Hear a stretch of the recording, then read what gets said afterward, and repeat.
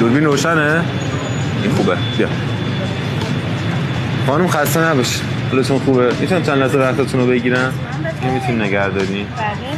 میتونم بپرسم شغلتون چیه، چقدر درآمد ماهیانه دارین؟ من فروشنده پوشاتم، ماهانه 5 میلیون تومان. 5 میلیون. و چقدر زمان میذارین؟ حدود 10 ساعت در روز. 10 ساعت.